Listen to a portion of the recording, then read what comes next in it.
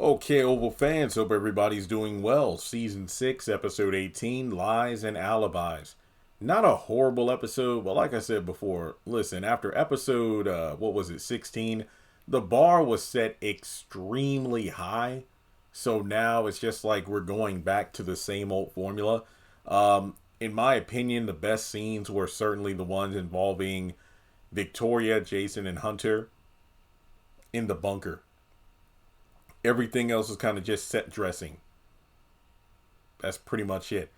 I'll give this episode a 7 out of 10, though. I think the score might be a bit higher than the episode itself warrants. But like I said, if you look at the bunker scenes alone between the Franklin family, those were easily the best parts. Like, if you're someone that's like, hey, I haven't watched the episode, just watch the bunker scenes. And no, I'm not talking about the Kyle and Donald one. The ones involving Hunter, Victoria, and Jason. So I will cover everything aside from the bunker scenes first. Then I'll spend the bulk of the review on the bunker scenes. So before moving forward in the video, please take a moment to hit like and subscribe. Follow me on social media. Links are in the description below. Folks, we are less than 800 people away from 300,000 subscribers. So please make sure you take a moment to hit that subscribe button if you have not done so already. Also, I know it seems like I'm not doing the Oval justice by skipping the trailer breakdowns. I'm just going to put it this way. If they don't drop the trailer until the day of the episode, I'm not breaking my neck rushing to get it together. I'm sorry, but if you come across the 30-second promo, at some point between Wednesday, the day after an episode airs, to let's say Monday, send it to me on social media.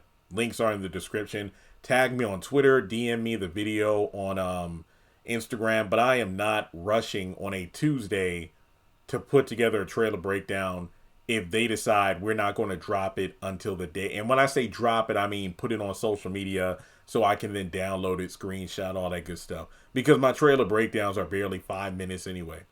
So if you do want me to do trailer breakdowns, send me the trailers, but I gotta get them before Tuesday when a new episode drops. All right, so Dale gets back to Alan's apartment, and he's telling Sharon about, the long wait because he had to drive him to the White House and trying to get in contact with Alan to see when to pick him up.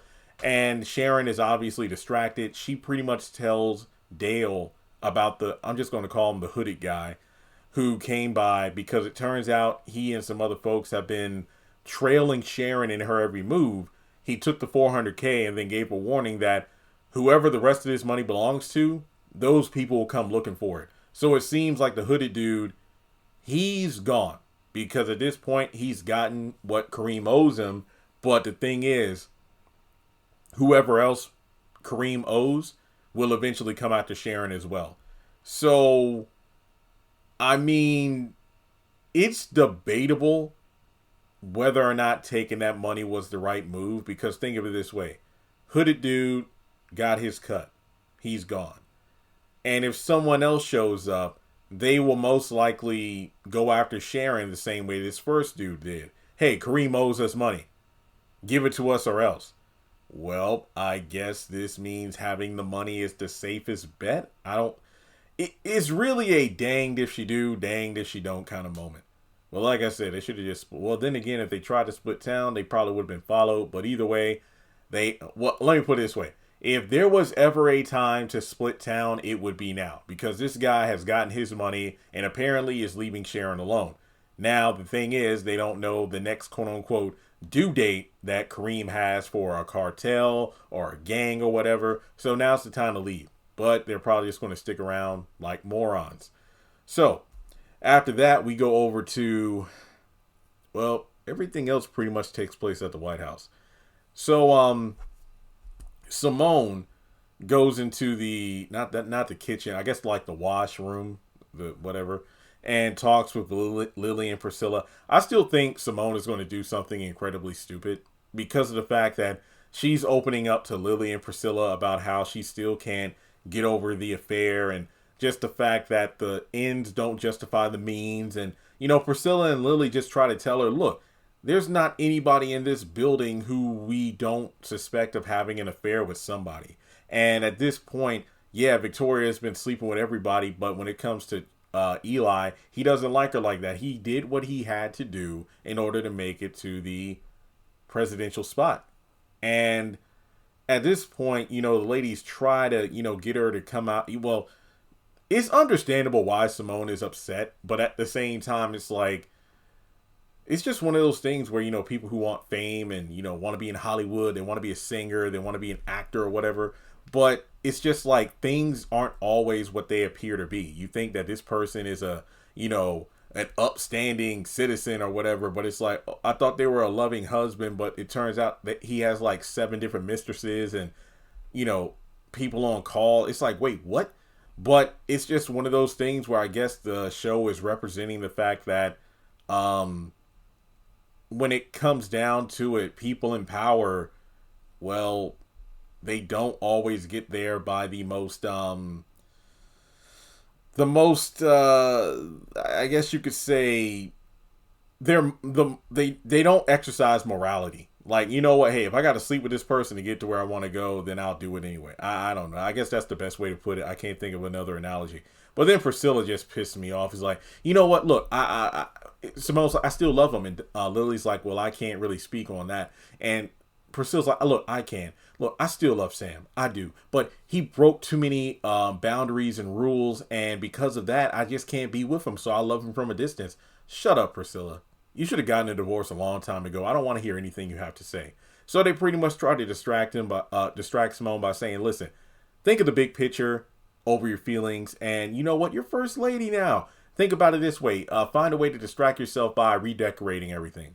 So then they go up to the residential area, and Simone says, like, you know what? How about we redecorate after it's official and Eli has been announced to be president?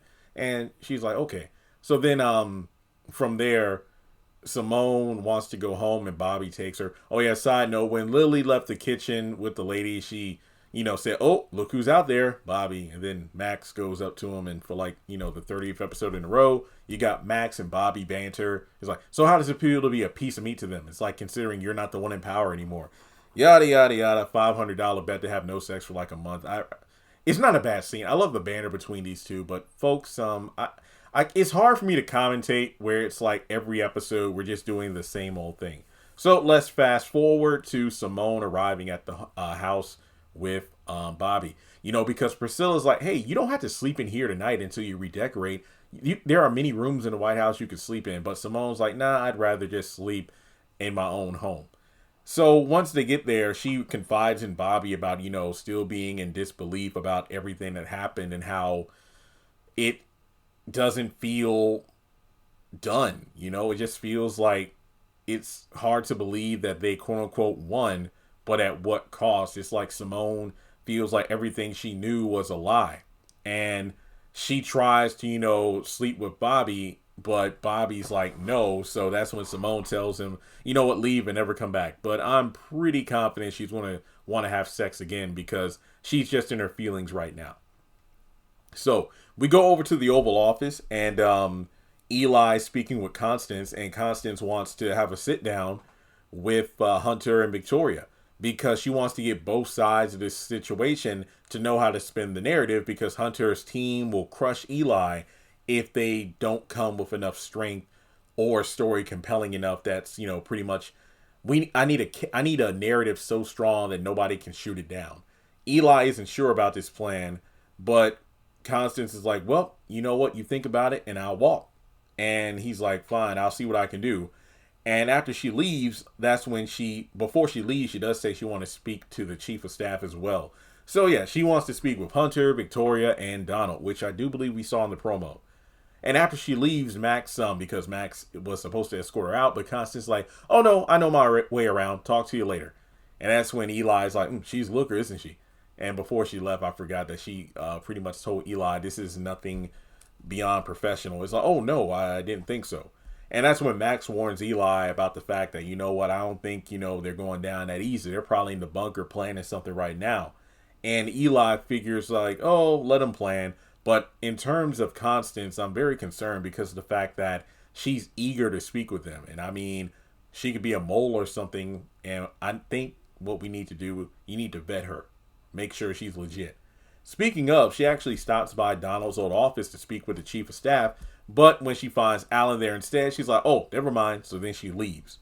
Now, after that, we go over to one of the bunkers, and Donald and Kyle are in there. Basically, they're both trying to figure out what to do at this point. It's kind of funny because an episode or two ago, Kyle was the one who was in doubt, and Donald was the one so sure he had a plan. But now it's kind of reversed, where Donald's just sitting around, and this time Kyle's the one who's like, look, I could carve a message in the food tray, or I could, each time they send a guard down, I'll take them out, basically trying to come up with some plan.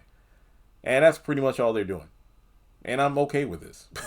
So, then the last thing to talk about before I talk about the Franklin family is up in the residency. Sam and Richard are up there in the room, and Sam gives an update on Nancy. The fact that, she's going to get out soon, but she's going to shut her mouth. Richard wants her to suffer a bit more by letting her stay in there a few more days. Major Fatima vibes, if you ask me. But Sam's like, hasn't she suffered enough? No, look, I don't even have the money to bury my son, Sam. Well, don't you have insurance? We had insurance, but not enough to cover Barry. And Sam says that, he'll help out, which is great.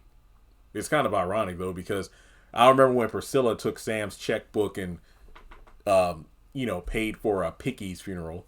So this time around, he's going to help willingly and knowingly help with Barry.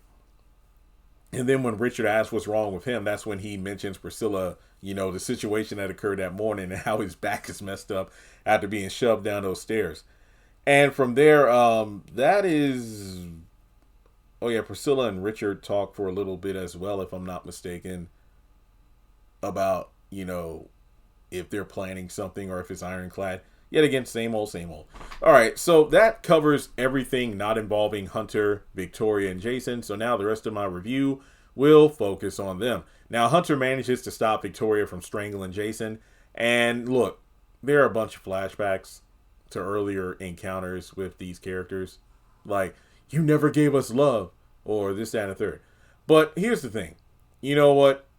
Victoria is definitely giving Veronica Harrington a run for her money.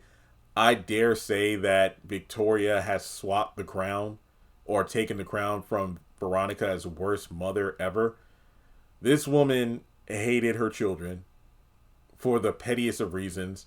You destroyed my body after I gave birth to you, or I didn't want to touch you or hold you as a baby because spit up and drool on my fine designer clothing, and the list goes on. She's horrible.